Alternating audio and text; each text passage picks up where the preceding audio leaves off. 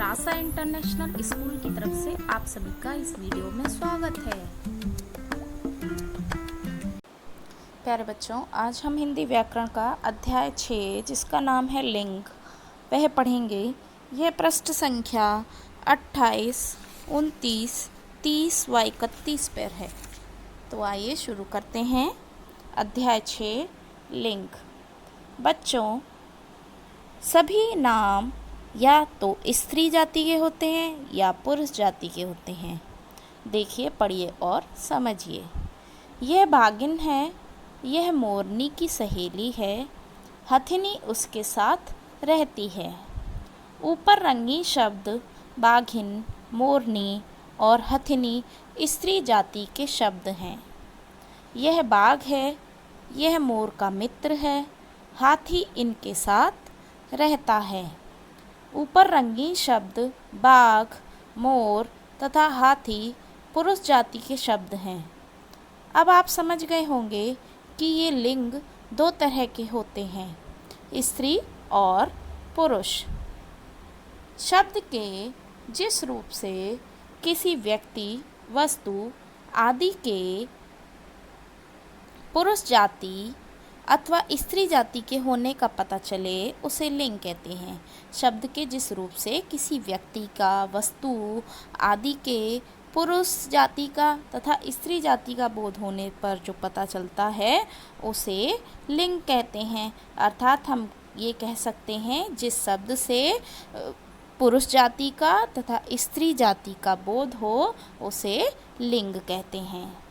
इससे स्पष्ट है कि हिंदी में लिंग के दो भेद होते हैं, पुल्लिंग और स्त्रीलिंग। हिंदी में लिंग के कितने भेद होते हैं? हिंदी में लिंग के दो भेद होते हैं, पुल्लिंग और स्त्रीलिंग। सबसे पहले हम पढ़ते हैं पुल्लिंग क्या होता है। जिन संज्ञा शब्दों से पुरुष जाति का बोध होता है उसे पुल्लिंग कहते हैं। जिन संज्ञा शब्द से, जो संज्ञा शब्द होते हैं जिनसे हमें पुरुष जाति का बोध होता है वह संज्ञा शब्द पुल्लिंग कहलाते हैं। जैसे अध्यापक, राजा, पिता, भाई, मित्र, पेड़, सिंह आदि, यह सभी हमें पुरुष जाति का बोध करा रहे हैं, इसलिए यह पुल्लिंग है। स्त्रीलिंग। जिन संज्ञा शब्दों से स्त्री जाति का बोध होता है उन्हें स्त्रीलिंग कहते हैं। जैसे अध्यापिका, रानी, माता, बहन, सहेली, कुर्सी आदि। इन सभी शब्दों से हमें स्त्री जाति का बोध हो रहा है तो इसीलिए हम इसे स्त्रीलिंग कहते हैं। लिंग की पहचान हम किस प्रकार करते हैं? हम लिंग की पहचान हम जीवित प्राणियों की, मनुष्यों या पशु पक्षियों के लिंग की पहचान आसानी से कर सकते हैं कि वे पुल्लिंग है या स्त्रीलिंग है। जैसे घोड़ा, पिता, बंदर पुल्लिंग है, इसी प्रकार घोड़ी, माता, बंदरिया स्त्रीलिंग है। लेकिन निर्जीव व अप्राणीवाचक संज्ञा शब्दों के लिंग का पता लगाना थोड़ा कठिन होता है। ऐसे शब्दों का लिंग जानने के लिए कोई विशेष नियम नहीं है। ऐसे संज्ञा शब्दों के लिए लिंग की पहचान उनके साथ प्रयोग होने वाली क्रिया और विशेषण शब्दों से की जाती है। देखिए तथा समझिए। यह कुर्सी टूट गई। अब इसके साथ हमने क्रिया विशेषण प्रयोग किया है, उससे हम पता लगाएंगे कि यह किस जाति का है, कौन सा लिंग है। मैंने नया मोबाइल खरीदा। उपरोक्त दोनों वाक्यों में कुर्सी और मोबाइल निर्जीव वस्तुएं हैं। पहले वाक्य में कुर्सी स्त्रीलिंग है क्योंकि उसके पास प्रयोग की गई क्रिया गई भी स्त्रीलिंग का बोध कराती है। दूसरे वाक्य में मोबाइल के साथ विशेषण शब्द नया तथा क्रिया शब्द खरीदा प्रयोग किया गया है। ये दोनों ही शब्द पुल्लिंग की ओर संकेत करते हैं, अतः मोबाइल संज्ञा शब्द पुल्लिंग है। पुल्लिंग के रूप में प्रयोग किए जाने वाले कुछ संज्ञा शब्द: देशों के नाम भारत, चीन, जापान आदि, पर्वतों के नाम अरावली, हिमालय, विंध्याचल आदि, महीनों के नाम जनवरी, फरवरी, मई आदि। दिनों के नाम सोमवार, मंगलवार, बुधवार, मंगलवार आदि। ग्रहों के नाम पृथ्वी को छोड़कर चंद्रमा, राहु, सूर्य, शुक्र आदि। अनाजों के नाम गेहूं, चना, चावल, मटर आदि। ये सभी क्या हैं? पुल्लिंग के रूप हैं। ये सभी किसके रूप होते हैं? पुल्लिंग के। स्त्रीलिंग के रूप में प्रयोग किए जाने वाले कुछ संज्ञा शब्द हैं, जैसे नदियों के नाम हैं, भाषाओं और बोलियों लिपि के नाम हैं, तिथियों के नाम हैं। जिन शब्दों के अंत में ई की मात्रा आती है वे शब्द स्त्रीलिंग होते हैं, जैसे नारी, चूड़ी, रस्सी, चांदी, मक्खी आदि। कुछ ऐसे संज्ञा शब्द भी होते हैं जिनका दोनों लिंगों के लिए समान रूप से प्रयोग होता है, जैसे मंत्री, राष्ट्रपति, प्रोफेसर, इंजीनियर, डॉक्टर, पायलट आदि। यह ऐसे शब्द हैं जिनका दोनों लिंगों में समान रूप में प्रयोग होता है। यहाँ पर कुछ पुल्लिंग और स्त्रीलिंग शब्दों की तालिका दी गई है, आइए एक बार पढ़ लेते हैं। लड़का, लड़की, लड़का का स्त्रीलिंग क्या होगा?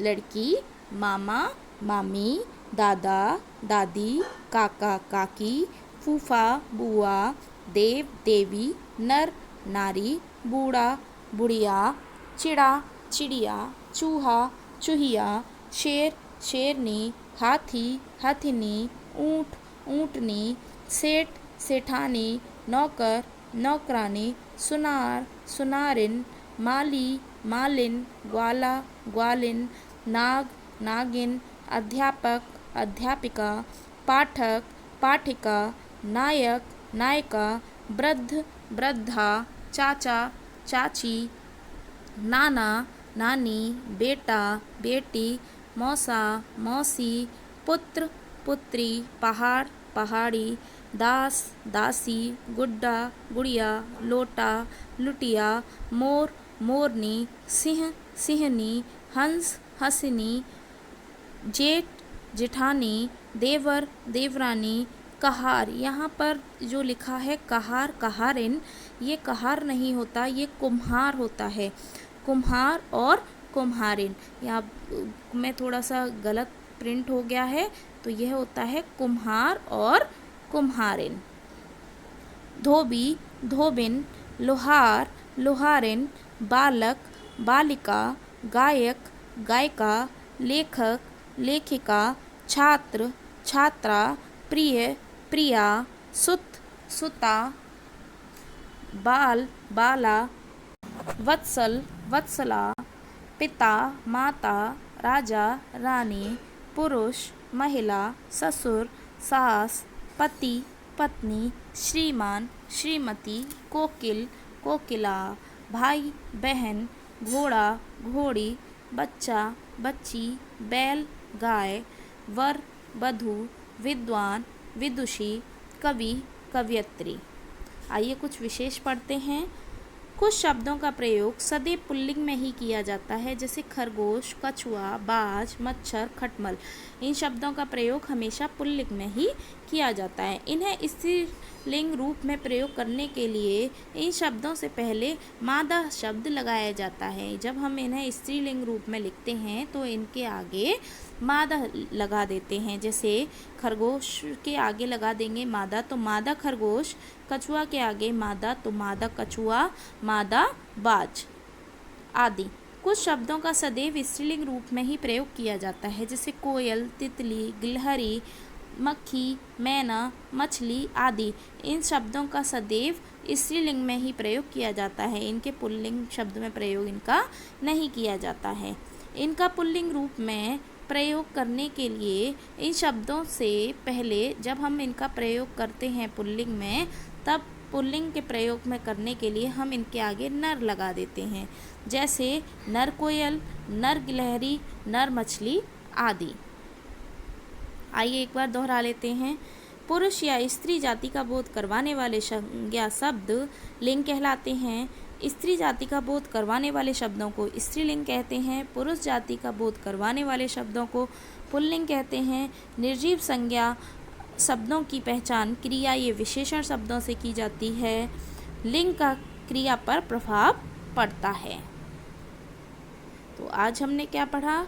आज हमने अध्याय 6 लिंग पढ़ा। तो अब हम नेक्स्ट वीडियो में नेक्स्ट टॉपिक कवर करेंगे। तब तक आप इसका अभ्यास कीजिए। धन्यवाद।